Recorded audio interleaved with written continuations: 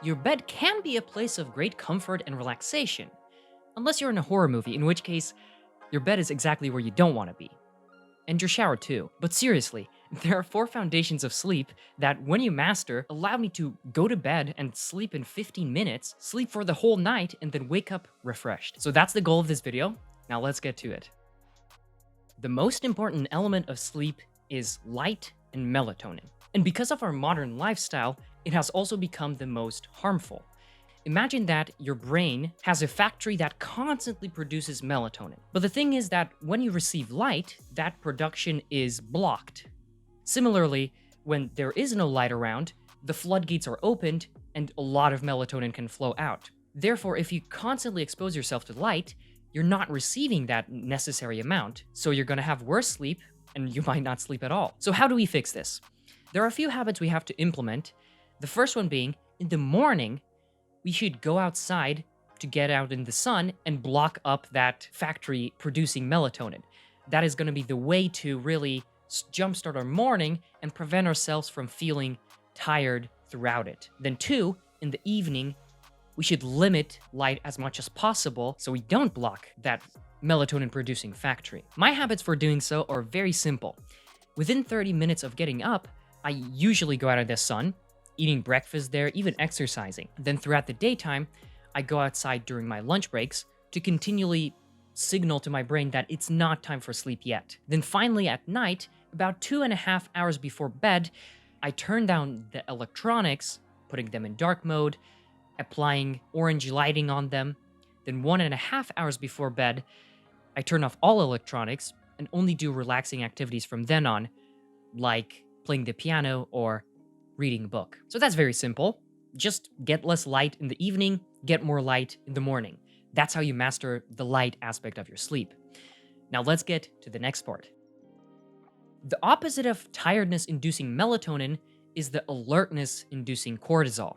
That's what you call the stress hormone, and it's in our mind to make us excited for activities that we have to do. For example, when you're about to have a test, you have high levels of cortisol to prepare you for the mental challenge that's going to come with it. But the thing is that oftentimes, especially in our default habits, we have a lot more cortisol than we should, which naturally makes us overly alert.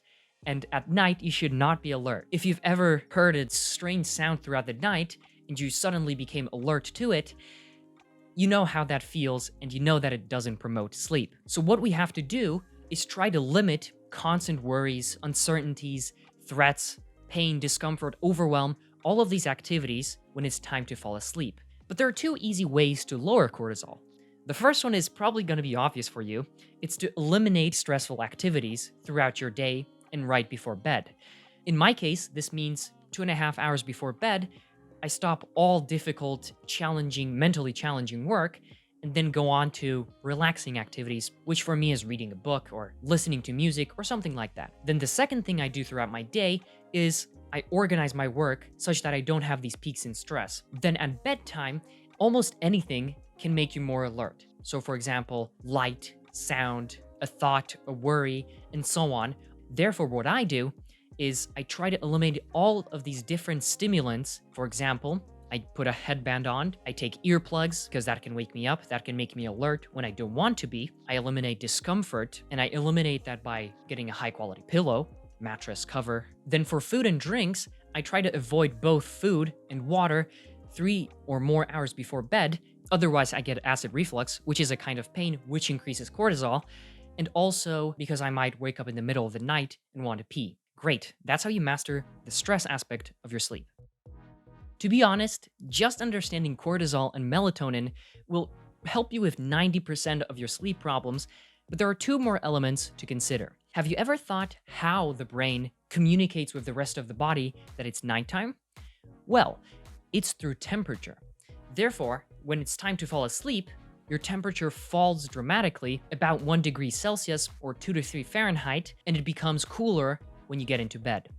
But the thing is that if you have a habit of warming yourself up right before bed, for example, through exercise or through other activities like it, you could interfere with this process. Even having a warm environment can slow down the time that you go to sleep. So the habit we have to implement is to cool our surrounding immediately before bed. In my case, I do this by setting the thermostat lower than 68 degrees, wearing lighter clothing, and if it's really hot, I also blow the fan onto myself. So that's how you can master temperature to really maximize that sleep quality.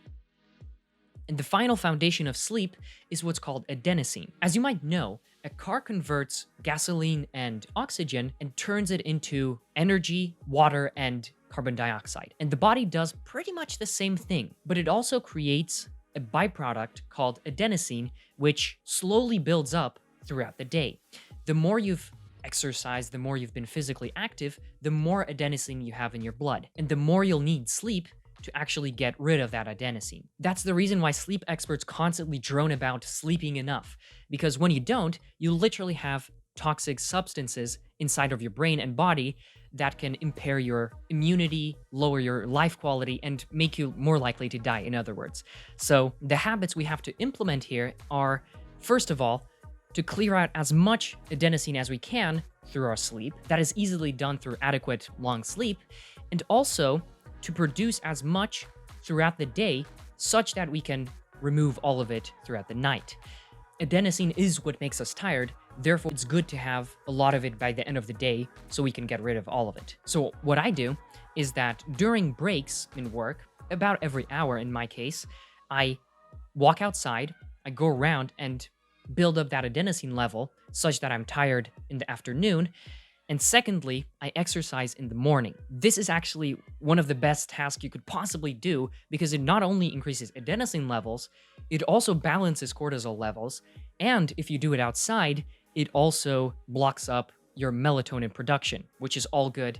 And that's why you do it in the morning too. Then finally, to prevent buildup of adenosine, I go to bed at about 11 and wake up at 8. That is my way of adequately clearing my mind and being refreshed for the next day. So that's how you master your sleep need, adenosine.